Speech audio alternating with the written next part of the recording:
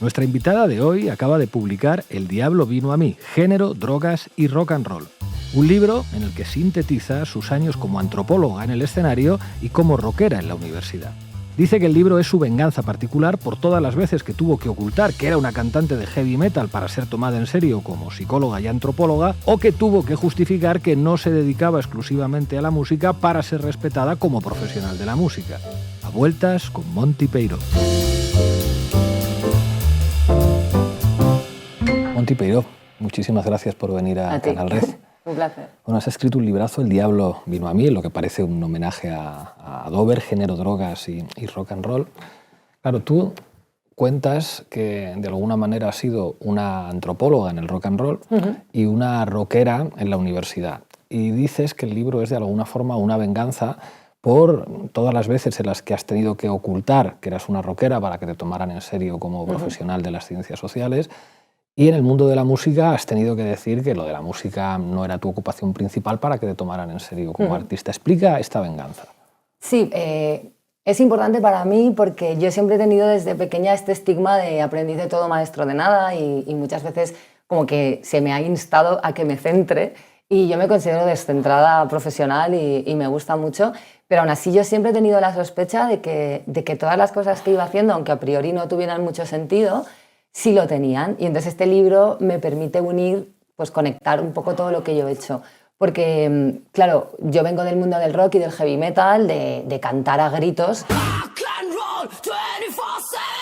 Entonces, a lo mejor en entornos más académicos y tal, como que sentía que eso me quitaba seriedad, porque al final era una tía que me subía a pegar berridos a un escenario. Y en el mundo del rock también sentía que a lo mejor no estaba o no se me percibía como 100% comprometida con la música porque tenía esta otra faceta académica. Pero claro, cuando me empieza a interesar el tema del feminismo en el rock, que fue una pulsión pues, que tuve desde el principio, claro, yo leía musicólogas y sentía que les faltaba un poco de carretera. Y luego leía muchas biografías de músicas y pensaba, ¿cómo molaría que estas vivencias las pudiéramos analizar un poco más desde la perspectiva de las ciencias sociales para sacar conclusiones más allá de la vivencia personal? Y cuando terminé la carrera de antropología pensé que era el momento de unirlo todo y conectar la faceta musical con las ciencias sociales, y es una venganza personal para todos aquellos que me dijeron que me centrara. Es como, tenía sentido, esto servía para algo al final. El sexo forma parte como de los mitos culturales asociados al rock, sexo, droga y rock and roll. Ya hubo bromas con esto cuando la Polla Records hizo aquel tema de herpes, talco y tecnopop, digamos como desmitificando aquello. Tú cuentas en el libro que el sexo, entendido como un lugar liberador en el rock, es algo que a lo mejor ha podido ser así para los tíos, pero para las mujeres en ningún caso. Explícanos esto. Claro, sí, yo creo que el sexo, que forma parte de este trinomio fundacional, ¿no?, de sexo, drogas y rock and roll, que está en la base de la cultura rockera, es algo que cuando eres un adolescente te atrae de la música rock. O sea, hay una performance muy sexualizada y muy sexual, no sé, Iggy Pop, Mick Jagger, Guns N' Roses, Kiss. Yo me crié con estos grupos y me atraía en parte toda esta libertad que prometían, ¿no?, toda esta liberación. Claro, cuando empiezo a tocar, yo empiezo con un grupo que éramos mujeres y muy pronto nos dimos cuenta de que esto no iba a funcionar igual, de que toda esta libertad que nos prometía el rock, toda esta subversión, toda esta rebeldía, era un código que funcionaba si eres hombre, pero si eres mujer era muy distinto, se te volvía en contra, ¿no? A nosotras nos acusaban, me acuerdo, a Sweet Little Sister, de se aprovechan de su físico para vender, están ahí porque están buenas, están ahí para llamar la atención. Y es como, pero bueno, claro, cuando tú eres un fan del rock te das cuenta de que todas las portadas, todos los videoclips, todo está lleno de mujeres en actitud sexual. Que a veces no tiene nada que ver ni con el disco, claro, ni una con portada nada. que no tiene nada que ver con la temática del disco, pero ahí hay una modelo, ¿no? O en los videoclips siempre hay tías buenas. Pero cuando tú eres, en vez de ser un objeto pasivo, cuando no estás arrodillada en una portada de Manowar o no estás bailando en un videoclip de Whitesnake, sino que tú eres el sujeto activo de esa sexualidad, se percibe de manera muy diferente. O sea, si yo salgo en bikini bailando en el videoclip de unos colegas, no pasa nada, nadie va a llamar la atención de eso. Pero en nuestro caso sí que era algo que teníamos que hacer malabares para que no nos restara autenticidad. Porque en el rock and roll siempre tienes que como que ganarte la autenticidad, que se te considere auténtica, leal, que estás ahí porque te mola, no porque eres la novia de nadie, ni porque, ¿sabes? Y a mí esto me daba muchísima rabia, porque yo venía huyendo un poco de la cerrazón de mi pueblo y a mí me apetecía formar parte de una escena donde iba a ser todo más divertido. Y lo primero que me encontré fue muy decepcionante por eso, ¿no? Porque nosotras queríamos formar parte de eso, queríamos pasárnoslo bien. Y de hecho en nuestros conciertos teníamos coristas hombres que los vestíamos de cowboys, porque Motley Crue llevaban coristas tías, ¿no? Y queríamos jugar a lo mismo, no lo hacíamos desde un lugar feminista, simplemente desde la inocencia de, es que pensábamos que el rock and roll era esto, ¿no? Y muy pronto nos dimos cuenta de que no funcionaba igual. Y claro, analizando un poco a lo largo de la historia, ¿no? Como el cuerpo femenino y el cuerpo masculino, claro, no se han utilizado igual. Rage Against the Machine se desnudaron completamente para quejarse contra la censura de Tipper Gore y todo esto del Parental Advisory. Red Hot Chili Peppers han tocado desnudos, Nick Oliveri de Queens of Stone Age ha tocado completamente desnudo y ni siquiera nos acordamos. No es como la gran cosa que marca sus carreras. En cambio, pues eso, la teta de Janet Jackson acabó con su carrera. O la teta de Sabrina Salerno, ¿no? Que es historia de España. Sí, sí. Y son, o sea, es como que cuando eres una mujer y pretendes jugar con la sexualidad como recurso escénico, como manera de habitar el rock and roll, que es un derecho que deberíamos tener porque el rock también iba de eso, no funciona igual. Y a mí personalmente me influyó y ahora lo miro con retrospectiva y me da mucha rabia porque yo muy pronto me di cuenta de que eso iba a jugar en mi contra y como que me empeñé mucho en conseguir una imagen seria, respetable, inteligente, cuando mis ídolos, que yo tenía cuando tenía 15 años, pues no sé, Axl Rose no es el paradigma de la inteligencia ni de nada, ¿no? Y yo tuve como que ganarme un respeto que ahora con el tiempo me da rabia. Me da rabia porque no fui libre, no tuve la libertad para explorar esa performance, ¿no? Escénica del rock como la tuvieron mis compañeros. A tu juicio, después de muchos años de carretera y de experiencia, ¿se le puede dar la vuelta? O sea, me refiero, lo que hicieron las Vulpes. Me gusta ser una zorra. Es como me reapropio de la palabra que tú utilizas para valorarme y decir, sí, me gusta ser una zorra en el escenario, me gusta estar buena, me gusta poner mi sexualidad en el primer plano, me gusta que me miren el culo en la portada para vender el disco y además toco bien y además lo hago bien. ¿Esto es una actitud punk o esto puede ser verdad, esto puede funcionar? Pues yo creo que empieza a funcionar. Por ejemplo, a mí me gusta mucho el caso de Vic DeAngelis, que es la bajista de Maneskin, que ella ha decidido acabar con esto como por la vía de la inundación, ¿no? Está en tetas todo el rato, siempre está enseñando las tetas, hasta que ya como que ha dejado de causar ningún tipo de impacto porque su Instagram es ella en tetas todo el rato. Entonces es como, vale, me gusta esto y es evidente que ella es una artista con mucho talento, pero es que en el caso de las tías sucede, claro que ha habido intentos de reapropiación y hay un montón de mujeres que han escrito sobre esto y se han reapropiado de estos términos, pero el problema está que como que parece que te quita calidad musical, o ha sido así, porque yo recuerdo cuando yo tenía 15 años, yo era súper fan de Bon Jovi, estaba completamente enamorada de él, lo sigo estando de hecho, y en ningún pues momento... ahora tiene más mérito. Sí, ahora está muy bien, ¿eh? Bon Jovi se ha conservado muy bien, física y políticamente. Y me refiero, y en ningún momento a mí me supone ningún problema que él esté bueno o que sea muy sexy para valorar su música. En cambio, en las mujeres parece que cuando una tía está muy buena, como si ya hay que poner en entredicho su calidad musical o claro, si está ahí o si le componen los temas, o sea, ¿sabes? Como si fuera algo que estuviera reñido. El estar buena o utilizar tu sexualidad escénica con la calidad, cuando en los tíos no pasa nada. Y esto es una cosa que no entiendo y me da muchísima rabia. Pero claro que ha habido muchas tías, Wendy o Williams, por ejemplo, ella también estaba más en el punk, pero también fue un ejemplo de tía que lo tuvo súper claro y que arrasó con todo. Siempre hay, en todas las épocas, en todos los estilos, mujeres que pueden con todo, pero hay que ser muy, muy valiente y muy carismática y muy especial. Y en los hombres no hace falta ni ser tan valiente, ni tan carismática, ni tan especial. En el libro hablas del modelo de femme fatale como un modelo ambivalente. Por una parte puede ser empoderante para las mujeres en la medida en que, digamos, provoca el miedo y la inseguridad en los tipos, pero por otra parte también la femme fatale es un discurso. patriarcado y de la necesidad de dominar y de controlar a la mujer. Háblame de esto. Sí, esto lo encontré en un estudio de Robert Walser que es súper interesante porque además es de los pocos estudios que hay sobre el heavy metal como discurso. Y claro, él habla de que estas representaciones de la femme fatale en las letras del heavy metal funcionan como por una parte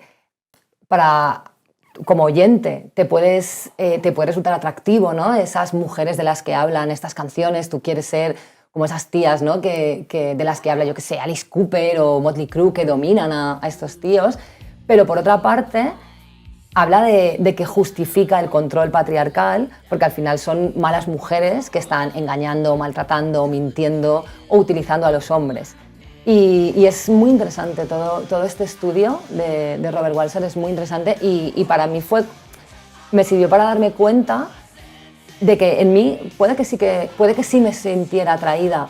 Es decir, no tenía tantos referentes femeninos en la música, pero sí que me sentía atraída por esta representación idealizada, ¿no? de estas mujeres poderosas que podían, pues eso, joderle la vida a Alice Cooper.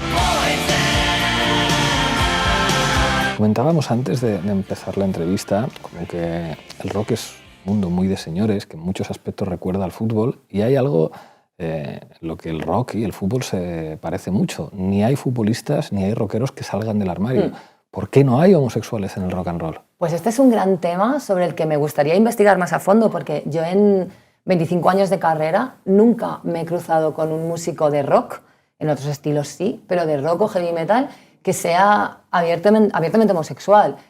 Esto es curioso por varios motivos. Primero porque la estética del heavy metal, la estética del cuero, las cadenas, ¿no? Que esto lo importa Rob Halford, que es el llamado God of Metal, el dios del metal, cantante de Judas Priest. Hello, I'm the gay guy in the band.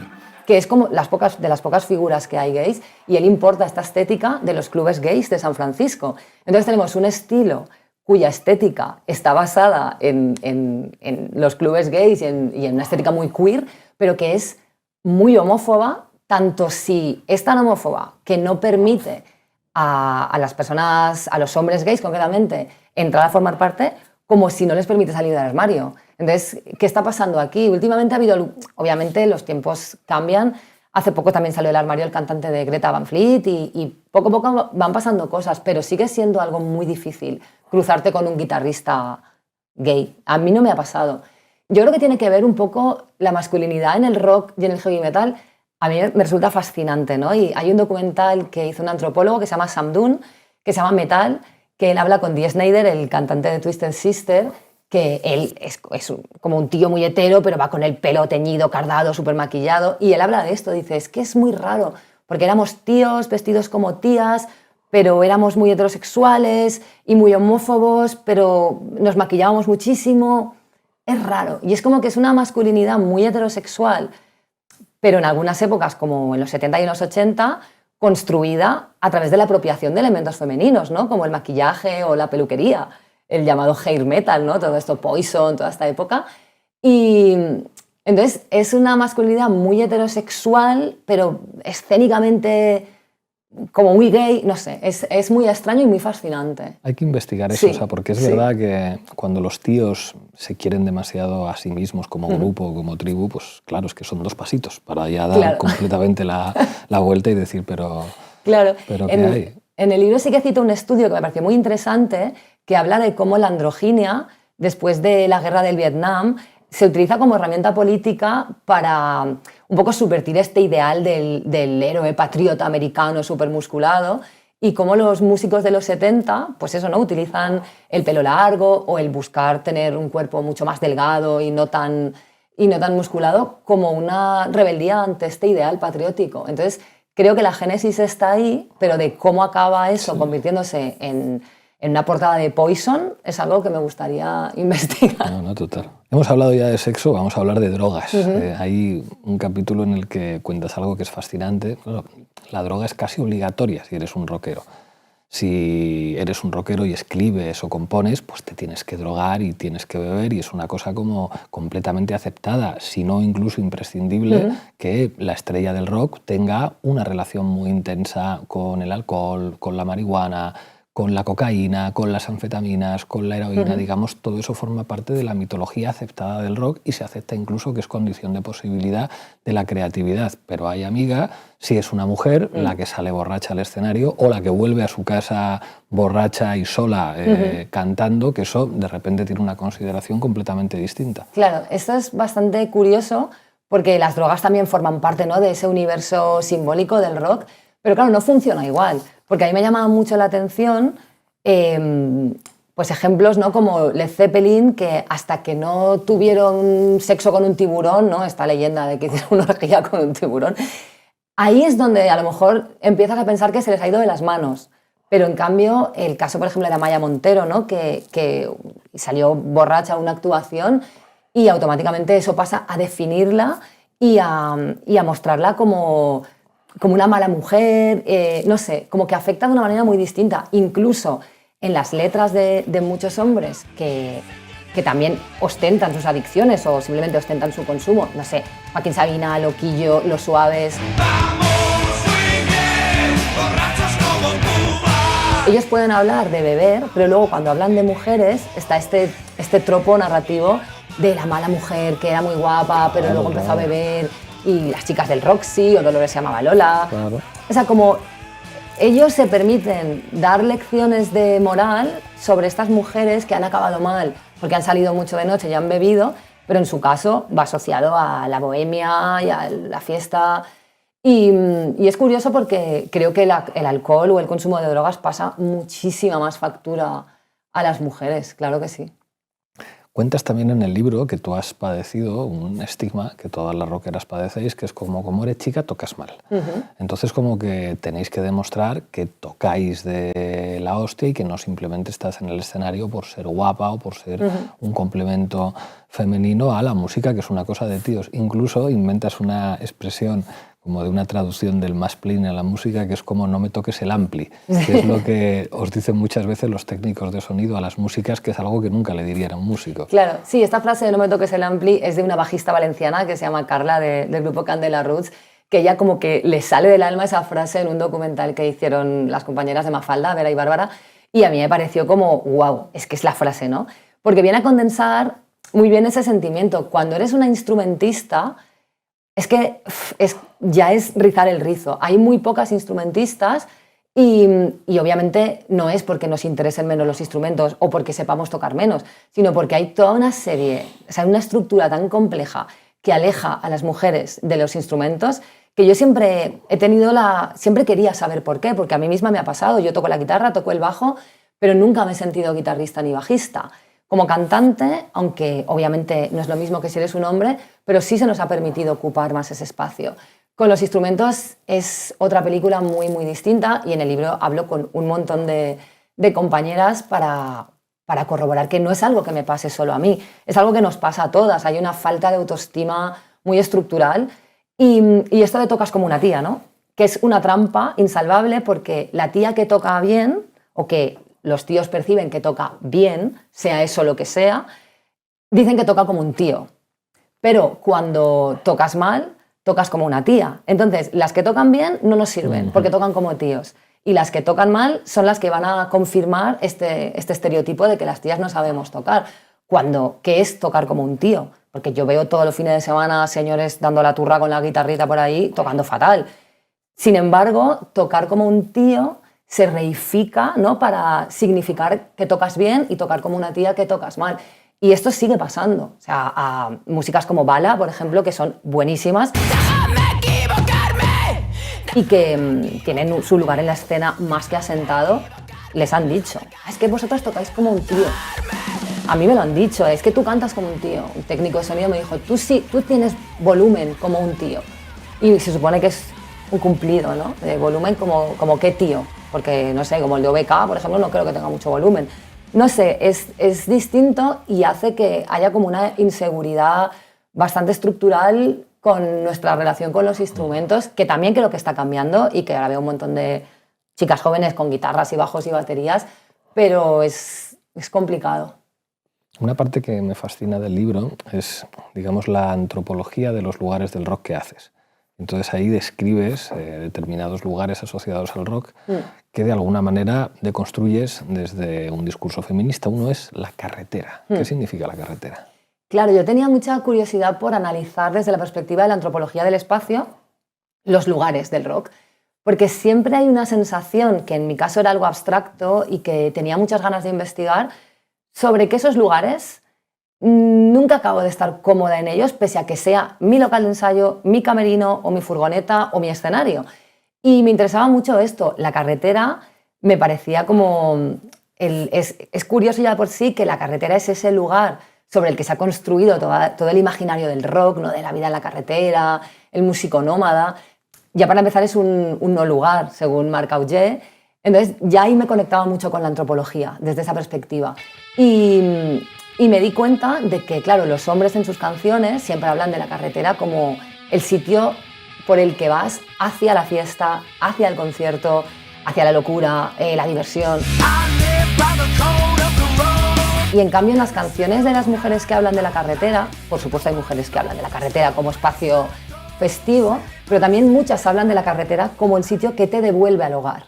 Entonces, ya de entrada creo que las mujeres no se han sentido tan libres para contar sus aventuras y para habitar la carretera, ¿no? Con esa perspectiva rockera, pese a que a mí me consta, porque yo lo he vivido con un montón de mujeres, que por supuesto que habitamos la carretera y vivimos esas aventuras y hacemos lo mismo, pero quizá no nos sentimos tan libres para contarlo ni para ocupar ese espacio con esa perspectiva rockera. Y luego pasa lo mismo pues, con los locales. Quería preguntar por eso, porque eso me sorprendió. O sea, yo sí he ensayado en un local de ensayo y no me había dado cuenta de algo muy evidente que tú señalas, y es que en los locales de ensayo las mujeres están invitadas. Entonces cuentas cosas como que en un local de ensayos puede haber una máquina de cervezas con varias opciones de cervezas, pero es imposible encontrar un Tampax o compresas en el que se puede ver que los pósters de tías en bolas es algo habitual en los locales de ensayo, digamos, algo que hace sentir a las mujeres que si van allí van de groupies, pero que no es su espacio. Claro, lo de los locales es muy curioso porque a priori puede parecer inocente, ¿no? Pero yo sí me daba cuenta que en la mayoría de locales que he estado, compartiendo generalmente con otros grupos que normalmente eran tíos, siempre habían pósters de tías en pelotas. Y es como, ¿esto por qué? Es algo que se ha normalizado y que, ya te digo, a priori puede ser hasta un rito de paso, ¿no? El poner los pósters de tías en pelotas en el local, pero no deja de ser un marcaje del espacio. Sí. O sea, estás diciendo, este es un sitio habitado por hombres heterosexuales. Y hay un ejemplo que creo que condensa muy bien todo esto, que es cuando la marca de guitarras Jackson hizo una campaña con Gina Jameson, que es una actriz porno, y entonces sacó un póster de Gina Jameson con una flying V. Y claro, este póster estaba en todos los locales del universo en lo que es la campaña de marketing perfecta. Porque si tú pones una tía buena, una actriz porno, con una guitarra de flecha, todo el mundo va a poner esto en sus locales. Y creo que es la campaña de marketing, yo creo que la más exitosa de una guitarra, porque supieron ver el potencial que tiene el póster para los locales de ensayo, que es donde van músicos a tocar y por tanto lo van a ver. Y tiene que ver con eso, ¿no? Como igual que cuando somos adolescentes queremos marcar nuestra habitación, nuestras paredes, con cosas que nos definan, el poner tías... Porque claro, ¿qué sentido tiene? Tú vas a ensayar y necesitas ver tías en pelotas, ¿por qué? O sea, no tiene una utilidad real, es un marcaje del espacio. Y luego en los camerinos, pues creo que a todas nos ha pasado que se dé por sentado. Entras al camerino te pueden meter mano. Sí, o bueno, eso, claro, cuando eres una groupie, o sea, cuando eres o una fan o eres una mujer que quiere entrar al camerino que no es tuyo, ya es como que se da por sentado que tú estás aceptando entrar ahí y que ahí el camerino es un espacio liminal en el que pasan cosas, ¿no? Pero cuando tú eres la música, incluso en tus propios camerinos, constantemente te pueden hacer sentir que no es tu lugar. Me han preguntado un montón de veces, bueno, las novias fuera, ¿qué novias? Si voy a cantar yo, ¿sabes? O una vez unos señores que nos preguntaron a mi grupo si éramos las gogos. ¿Cómo las gogos? ¿Desde cuándo hay gogos en un concierto de punk? Quiero decir, ¿tan raro te parece que seamos músicas? Y todo este tipo de cosas, ¿no? que te hacen sentir todo el rato que es un lugar que no te pertenece. Y eso afecta muchísimo a la identidad como música. Bueno, y luego está el escenario, que tampoco es igual para los hombres y las mujeres. Claro. Sí, yo en el escenario siempre me acuerdo de algo que me pasó que me hizo tomar mucha conciencia, ¿no? Que, claro, yo había visto a un montón de artistas que me gustaban cuando tocaban en verano en un festival al aire libre, tocar sin camiseta. Y entonces íbamos a tocar, creo que fue la primera edición de Leyendas del Rock en Murcia, hace 2 glaciaciones de esto. Y entonces yo me puse debajo de la camiseta la parte de arriba del bikini, porque era Murcia, agosto, o sea, es que hacía 450 grados. Y entonces hubo un momento en el que me iba a quitar la camiseta y dije, no lo puedo hacer, porque no se va a entender como que tengo calor, o sea, se va a entender como que es algo escénico y van a empezar... y no me atreví. Y siempre lo pienso como, ostras, es que, claro, yo ahí estaba muy preocupada por esto de que nos tomaran en serio, porque teníamos como muchos, pues nos insultaban un montón y había todo el rato toda esa duda de estas están ahí por no sé qué, y no son auténticas, o están ahí porque están buenas, pero no saben tocar. Entonces a mí me preocupaba mucho que se entendiera que a mí me gustaba el rock and roll igual que a cualquier compañero, ¿no? Y no lo hice, no me sentí libre para hacerlo, que a lo mejor lo podría haber hecho, pero simplemente no fui capaz, porque no iba a ser algo tan natural como, bueno, pues hace calor y me quito la camiseta. No, iba a ser automáticamente algo entendido, como que un mensaje que yo quería lanzar. Y el escenario, habitarlo, corporeizar la música, ¿no? Siendo una mujer, es que claro, es que no te lo puedes quitar, es que eres ese cuerpo y eso tiene muchísimas implicaciones. Y lo hemos visto en lo que hablábamos antes, ¿no? De Janet Jackson o tal, o por qué Amaral enseñando un pecho es una revolución absoluta y Iggy Pop sin camiseta es, bueno, quiero decirte, lo hemos visto tantas veces que ya es como, pues, bueno, un señor sin camiseta. No es lo mismo. La parte como que creo que me flipa más del libro es la parte de la orquesta, entendiendo la experiencia de la orquesta como una experiencia de clase obrera musical, de tocar en una orquesta. Ahí hablábamos antes que ahí hay una serie, Carne y Hierro, que ya tienes el título, es que la estoy viendo, es como la historia de una chica que toca en una orquesta y te va enseñando España a partir de sus pueblos, es decir, como un verano por Castilla, León, Castilla-La Mancha, Extremadura. Ahí puedo ver. Vamos, es como dejaría atrás el cine kinky claramente, Total. lo que podría aparecer ahí. Háblanos de esta serie que hay que hacer. Claro, yo quería incluir este capítulo porque yo trabajé 11 años en orquestas y, bueno, estas vivencias a mí me han marcado muchísimo como música en lo mejor y en lo peor. En lo mejor porque creo que la experiencia a nivel, es que en todos los sentidos, todas las tablas que llegas a desarrollar, todo lo que aprendes, o sea, yo a día de hoy puedo hacer un concierto con 2 yogures y un hilo. O sea, es que, quiero decirte, puedo sobrevivir a cualquier situación por las tablas que me ha dado la orquesta, porque al final son veranos de 50 bolos a lo mejor entre julio y septiembre en condiciones muy precarias muchas veces. Bueno, hay orquestas de todos los tamaños. Yo siempre estuve en orquestas pequeñas, cuando digo pequeñas quiero decir cutres, y luego estuve en una ya un poco mejor, pero claro, para mí era un poco también reivindicar mi oficio. Como, es que claro, es que los músicos de orquesta al final es la clase obrera de la música. Cuando pensamos en ser músico pensamos en el glamour, tal. No. La mayoría de músicos de este país se han curtido en las orquestas y además la orquesta es de lo poco, es quizá el elemento cultural, el único que tiene en común toda España. O sea, las fiestas de los pueblos son sagradas desde, vamos, en Galicia, en el País Vasco, en Andalucía, en cualquier parte. Y para mí formar parte de eso me ha dado mucho orgullo de clase. ¿Sabes? A mí me gusta trabajar cantando, está muy bien soñar con ser una rockstar, pero cuando tu trabajo es ser la música de fondo de la fiesta de alguien, de gente que lleva todo el año currando, esperando que llegue agosto para irse al pueblo a pegarse la fiesta con la orquesta, es muy guay también. Y me ha enseñado muchas cosas y a veces siento que desde el rock hay como un elitismo están los músicos que componemos nuestros temas y molamos, y luego están los músicos de orquesta, que está incluso el adjetivo este de verbenero como algo despectivo. Y me apetecía reivindicarlo porque para mí es muy importante y también he vivido algunas de las cosas más divertidas y más rock and roll de mi vida tocando con orquestas. También digo lo malo porque evidentemente es una profesión muy precarizada, donde la mayoría de veces pues, no se te da de alta, estás trabajando sin contrato, o bueno, después de 11 años igual has cotizado, yo qué sé, 2 semanas. Entonces, es unas condiciones jodidas, pero también a nivel de aprendizaje creo que si te haces 3 veranos en Teruel y Cuenca con la orquesta, estás preparado para lo que sea. Hay una anécdota que quiero que cuentes y que tendría que estar en esta serie, que es la anécdota de las botas. No sé por qué lo escribí, luego me da muchísima vergüenza hablar de esto. Pues es que, claro, a veces pasa. Claro, yo me lo tomo con humor, luego hay una parte seria que tiene que ver con cuando eres una mujer en las orquestas, el acoso. Claro, claro. Me lo tomo a risa, pero poca broma. Y claro, muchas veces las condiciones, yo he tocado pues, un escenario como esta mesa y entonces yo estoy aquí y aquí hay un señor que hace así y me toca.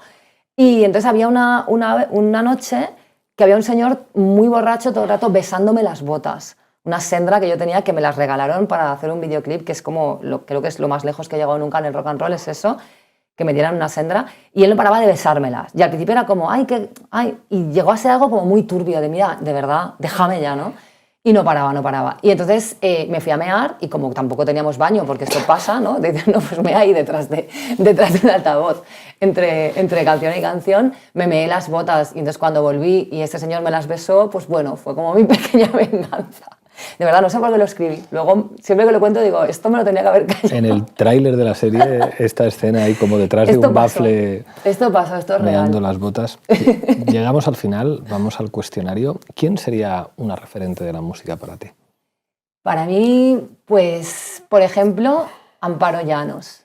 A nivel nacional y a nivel internacional, Joan Jett. Para mí, Amparo Llanos, que además a día de hoy, gracias al libro, es mi amiga, que es una cosa que no supero, estoy súper fascinada con esto. Yo recuerdo cuando descubrí a Dover, flipé tanto, y sobre todo con Amparo, porque ella era la guitarrista, no era la cantante que toca la guitarra, era la guitarrista. O sea, el peso de las guitarras estaba sobre ella. Y me parecía la persona más molona del mundo, me lo sigue pareciendo. Y para mí fue toda una inspiración. Y luego Joan Jett, porque es todo.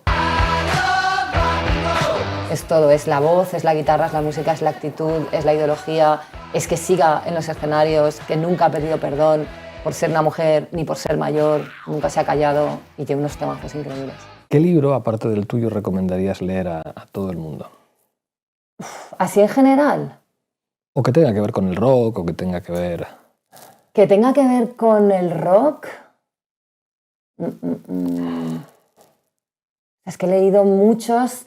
Hay un libro, es un ensayo, pero creo que es bastante asequible, que es de Laura Viñuela, que es una musicóloga española que es de las pocas que trabaja con la música popular, es decir, que no se limita solo a la música clásica.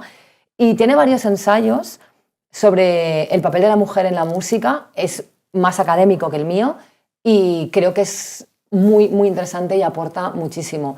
Y luego, como, no sé, como libro así... Que al final, por ejemplo, Teoría King Kong de Virginie Despentes también me parece un libro sobre el rock and roll. Es un libro muy, muy rock and roll. También lo recomendaría. Es un librazo. Una película y una serie que recomendarías.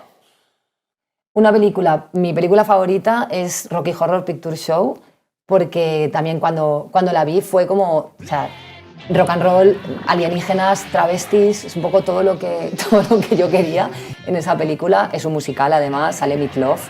Es una película loquísima que no todo el mundo la entiende. Para mí es fundacional y la intento ver todos los años una vez, me encanta. Y series. Yo con las series soy un poco básica, pero te diría Juego de Tronos, por ejemplo. Juego de Tronos, además yo la vi... Me esperé a que estuviera entera porque vi la primera temporada en su día y no podía soportar la idea de tener que esperar. Entonces me esperé y la vi en la pandemia, pues a lo mejor la vi en 2 semanas. Y o sea, como, wow, 2 semanas dedicadas a eso y me parece una serie que también lo tiene todo. Ya viene lo último, esto es importante. Yo llevo muchos años haciendo entrevistas y a veces entrevisto a gente muy mayor, no es tu caso, pero se me han muerto muchos.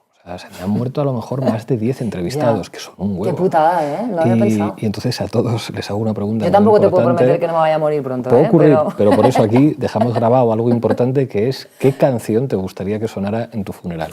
Ostras, pues mira, yo esta cuestión la tengo súper atada. Va cambiando, depende de las épocas. Pero yo siempre informo a mis amigas, porque además quiero que la toquen en directo mis amigas. Y creo que la última que decidí fue una de Ghost, que es un grupo que a mí me tiene muy obsesionada últimamente. Y creo que sería... sí, es una balada, ahora se me está olvidando el nombre, fíjate. Se llama Forever, creo, de Ghost. Y esa es la última, pero a lo mejor mañana se me ocurre otra. Entonces mandaré unos WhatsApps a mis amigas y ellas... Lo que sí que es seguro es que tienen que evitar a toda costa que venga un violinista y toque Dust in the Wind, porque por encima de mi cadáver. O sea, eso sí que no. Un tipero. Muchísimas gracias A por ti, un visitarnos. placer.